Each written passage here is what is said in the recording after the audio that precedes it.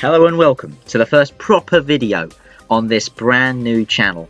I'm KGibsGP and this is highlights of the United League Championship Round 2 in Bahrain. In case you haven't heard of ULC, it is essentially a league of leagues on F1 2015. In this case with myself and Sam F1 LFC representing Formula Xbox at the wheel of two Saubers. Now in this one I'm filling in for Stop Matt, who represented Formula Xbox in Australia. It is the only race I can attend, or the only race I think I can attend, at least in this series. So I'm jumping into the car on this occasion and really looking forward to it. It's my first league race, in fact, in 3 years. So a little bit rusty, but as we head into qualifying, unfortunately, it did show rather. My qualifying performance wasn't quite what I hoped for. Just felt really rusty. It was bizarre. It just didn't feel like the car was responsive. Just didn't really get the lap time out of it that I was able to in practice sessions as well. I was aiming for a 131.5. That was what I was achieving in practice. That was what I thought I could possibly get. My quali pace wasn't magnificent, but on this occasion just wasn't very nicely hooked up. So you'll see on this lap here, this was actually my personal best in qualifying. Just missing apexes here and there like that one, just a few meters wide. Makes the exit more difficult, as you see. Double oppo required to get the power down out of that corner. Locked up a little as well into turn 9, which wasn't ideal. And then on the power, obviously activating the DRS on the run down to turn 10, up through the gears. Turn 10 was where I lost a lot of time, as you'll see. Snatched a brake on the way in, missed the apex by quite a lot and had to back out of it on the exit through fear of exceeding track limits. This was actually my last set of option tyres as well, because I was planning on doing a 3-stop strategy in the race, which required 3 sets of options. I didn't really want to scrub another set and then only have one new set for the race. So this was my final run. Again, you'll see in the last corner, dropped a few more temps as well, just missing the apex there. So really scruffy lap, wasn't happy with it at all. And as you see, as I come across the line, activating the DRS, it's P10. Just behind Sam, and I did drop a bit further back as well. As you see, P11 now with a few minutes to go. I did actually head out on the prime tyre just to get a feel for the track, really, again, just to get back in the rhythm, because like I said, I felt terrible when I went out there for those quali laps, just not hooked up at all, hence that prime run to finish. I know that confused a few people watching the live stream, thinking I was trying to set a time on primes, but it was merely an extension of practice for me. As you can see, we actually ended up P13, Sam in P12, but like I said, my race pace was what I was hoping was going to be a lot better than my quali pace in any case. So, on the grid now, waiting for everybody to ready up. My first league race in 3 years. And it's away, obviously alongside Sam for the start. A lot of wheel spin off the line, obviously traction off in this particular lobby. Ciaro Hamilton gets a great start. Ciaro Rosberg, not such a great start for him as he comes to grief before turn 1. As you can see, just really trying to be cautious through turn 1, not wanting to get into any incidents, any scrapes this early on in the race. As you see, we've got the Toro Rosso of Lucky Dog 2000 and Mike Marshmallow in the Williams just ahead. Throughout the race, we have some good wheel-to-wheel dicing with Mike Marshmallow, as you'll see later on. In terms of this right now, we're up the inside of the Toro Rosso going into the far chicane, but again, didn't want to commit too early on to any rash manoeuvres or anything like that. But he does leave the door open now, heading into turn 8. So we dive up the inside there, get the job done on the exit. So that's one picked off now into P12. Now as we head down into the difficult braking zone of turn 9, we cut away from that as we're up the inside now of the Red Bull of Jay Pierce. So we're on the outside now for this long corner, but we actually made our way through on the outside there, which is a good start. Now the other Red Bull on the way into turn 1, which is a more conventional overtaking spot. And again, a little bit of a lock up on the way in, does give him a run on the cutback, but given that turn 2 does go in my favour, I'm on the inside line for that, and again, that's another move sorted. The two Red Bulls, or the Red Bull and the Toro Rosso I should say, do start coming back at me as we head now into turn 4, but I do have the move covered at least on this occasion. So that's now P10 for me. Very pleased with the start, making steady progress, but just picking them off one by one. And now, as you can see, Sam heads wide there, so getting a bit of a run on him out the corner, but I know he's going to have a run on Mike Marshmallow as they head down into turn 1. So again, don't want to get in any scrapes, especially with my teammate on this occasion. Obviously, it's about scoring points mainly for our respective leagues. So of course, it's about maximising Formula Xbox's result rather than our own personal results. Mike Marshmallow gets a little bit crossed up on the exit there. I have to back out because I'm terrified my front wing's going to get clipped by Sam as he tips it into turn 2. So we remain in P10 for now. However, they're both quite early on the brakes into turn 4, so that allows us to close up again as they exit. They get a better run out the corner though, so it does cut me adrift once again. So following Sam through the quick chicane now, do have a little look on the inside, but not quite enough room on this occasion. So it's just a case of playing a patient game, biding my time on this one. As you can see, we catch up to the second Williams as well, and as you can see, project right ahead of us, we actually get up the inside of Sam, get the job done into the chicane. It doesn't really have enough speed on the outside line to then take us back, cut back on the exit of that chicane. So that's another move done. We do downshift in the first gear there, which does cause a bit of oversteer on the exit, but we held that one on this occasion. So again, heading into turn 9, a little bit of a lock up again. Project 1994 though does get it all crossed up on the exit, does just get the power down that little bit too early and drops out of P8, which gives us that particular position. Now as we're closing speeds on Mike Marshmallow with the DRS quite significant here, we dive to the inside and get the job done on the apex. So he's still just about there, but we just cover it off as we head through turn 2, making sure we leave enough space for him if he does decide to keep his nose in on the exit. So lap 6, we're up into P7. I was planning, like I said, an aggressive 3-stop strategy here. So lap 6, we have to dive out of the way of Mike Marshmallow and dive into the pits. So this stop was for another set of option tyres.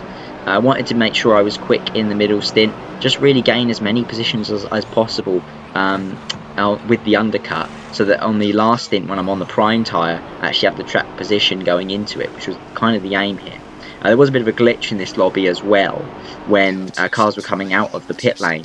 They looked like they were a lot further forward than they actually were. I was massively baffled as to how Project was speeding in the pit lane, speeding up to the back of me there, but as you can see, I take a look back and he's back in the position that he was before the pit stops. Now, the next part of this race was just a case of trying to close down, burn out F1 in the Toro Rosso. Now, these guys were on a contra strategy to me. In terms of closing them down, I wanted to make sure I got ahead of them just in case they made their 2-stop. It was essential to my race. Dive up the inside there, but I do give them the position back. As you can see, I did actually exceed track limits on the way through, so didn't really feel that was a fair manoeuvre. I gained so much extra speed by exceeding the track limits there that it wasn't really fair on this occasion. Now, because I let him back through early enough there, it gave me DRS on the run down to turn 1. So shifting up the gears into 7th gear again, opening DRS, we're closing in on him again. That overspeed from the DRS is a massive help. We jink to the inside, however it wrecks my reference point. I've got no reference point going into turn 1. So far wide I needed my hand stamped to get back into the circuit, and we lose the position. So back into P5 now. Didn't lose any more than that, which is handy on this occasion, but my tyres were shot by lap 13 due to this aggressive strategy, which puts the mighty midget in the Ferrari right alongside me. He then jumps up the inside, snatches the position back there, but we're side by side now heading into the final turn. And yeah, it's just a drag race now into that final corner. I'm preparing to stop on this lap, which means that the outside line is not optimal unless he gets through. CRO Hamilton then commits to the inside and gets the job done as well as I dive into the pits for my second stop. This one again is moving on to the option tyre. Again, same strategy. I've still got that same mindset, still going on the plan A at the moment of doing the 3-stop with 3 option stints to start and then a medium stint at the end. My pace on the medium when I was practicing wasn't magnificent, so I did want to limit the mileage I was having to do on that medium tyre at the end of the race. So yeah, just coming out the pit lane now, got a nice bit of clean air as well to try and make that undercut work. And actually it did work quite well. I was right up in the mix by lap 17, battling with Mike Marshmallow and Lucky Dog over P4, 5 and 6. As you can see, dive up the inside of Mike Marshmallow there, easy for me to say, when he goes wide at turn 4. So now it's just Lucky Dog between me and some clean air. He goes a little bit wide there, dive down the inside, clip the apex nicely and try and just squeeze him out on the on the exit, but he's still got enough of his car alongside. But then we get the job done as we head into the braking zone of turn 9. I do, however, lock up, which is not the best time to lock up at all. He then gets a run on me out of the corner, and of course, he has the DRS, given he was behind me on the detection point. So he then dives back up the inside of me. Nothing I can do on that one, bar hold it around the outside. So just about manage it. Big oversteer on the exit though. Do have to back out of it, and then that gives him the high ground again. But he has got the outside now as we head into the heavy braking zone, down into third gear, just about hold it on the track and just about keep hold of the position. But Mike Marshmallow now has a run on us both, and it's 3 wide as we head into the final corner. In terms of the braking zone, we now drop down into third gear, do run a little bit wide, just trying to avoid any contact, really, knowing that the two of them are on the inside. And I look back and see about 20 cars all behind me now, all with DRS, which is massively impressive given it's a 14-man lobby. Mike Marshmallow then goes up the inside of me. I try and outbrake him, but nothing I can really do on the outside. And then I've got the Toro Rosso of Burnout F1 on the outside there as well, just about hold him off for now. But it's going to be a fierce battle over the next lap.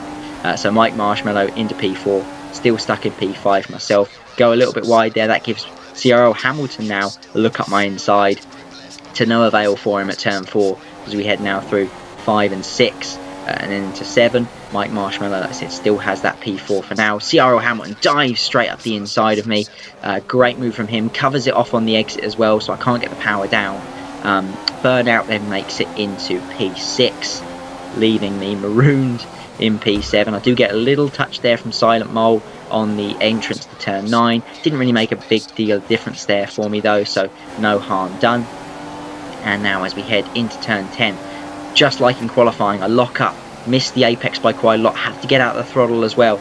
Exceeding track limits warning for me. Silent Mole then takes the position, so down into P8. This has not been a good lap for me. The Mighty Midget in the Ferrari now dives up my inside again, just like he did earlier, but on this occasion it's contact. I'm facing the barrier, I'm facing P9, P10 now, and it's all gone. A bit Pete Tong on. Shifting up now through the gears. I did actually really rev the engine there, burnt out my rear tyres, and it did kind of hamper me a little bit for the rest of the stint. Now I've also got the Red Bull of Jay Pearce, who is also breathing down my neck now as I run wide at the last corner, pick up another exceeded track limits warning, and now it's a drag race between me and the Red Bull. And given that Jay Pearce has the DRS, he then makes it look very easy heading into turn 1. Now for the rest of the race, me and Jay Pearce in the Red Bull had somewhat of a fantastic battle, it must be said. Lots of manoeuvres from the pair of us. In terms of my final stop as well, it did come, as you can see, on lap 21. We did move onto the medium compound tyre because we had to. As you can see, the battle continued. Made the move up the inside into turn 1. Took a very defensive line, but I still hugged that inside line. Didn't want to give that up because obviously it's very difficult to pass on the outside going through turn 1. He then gets me back at turn 4. I didn't try it on the outside line to turn 10. Of course, to no avail. He defended that fantastically well. So yeah, lap 23, still stuck down in P12, hoping to maybe snatch a point, just salvage something from the race, given that it's my only appearance for Corner Xbox, most likely in this championship. Did not want to go out on a duck. So as you can see now, just trying to close on the Red Bull. We know the DRS detection point is just up ahead. We've just gone through it now, so we know within a second. Just trying to position myself on the exit of the final corner to make sure we put the power down nicely, to make sure that we get that DRS turned on at the right time, and to get the move done. He jinks to the inside, covering that off, and we get the move done on the outside. And as you can see, disaster on lap 26. Just as I began to pull a gap, I ran out of talent and spun up the rear tyres again, pitched my car into a spin, and who's following me up? Jay Pearce takes the position back again, me demoted back into P12.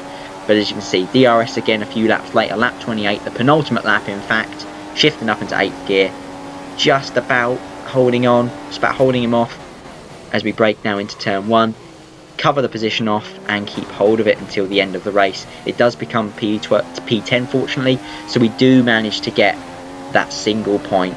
Ultimately a disappointing result, but it was a fun race with plenty of battling, and I can be happy with how the pace was going in the race up until about lap 19. Really did enjoy it, really did find that the race pace did come together for me. Consistent 133s, which was what I was looking for all along. So that was the second round of the ULC. Very enjoyable, as I said, and I hope you've enjoyed watching this video. Obviously, given it's my first race commentary on the channel, I'd love to hear your thoughts, the sort of things that you like, the sort of things you maybe disliked, and what we can do, what I can improve on going forward. So please leave your ideas in the comments. Please like and share this video as well if you have enjoyed. Obviously, that will help me get the channel off the ground and really get some momentum going forward. So, again, I haven't thought of an outro yet, so if you have any ideas for that, again, please leave that in the comment section below. But until next time, folks, I shall see you later.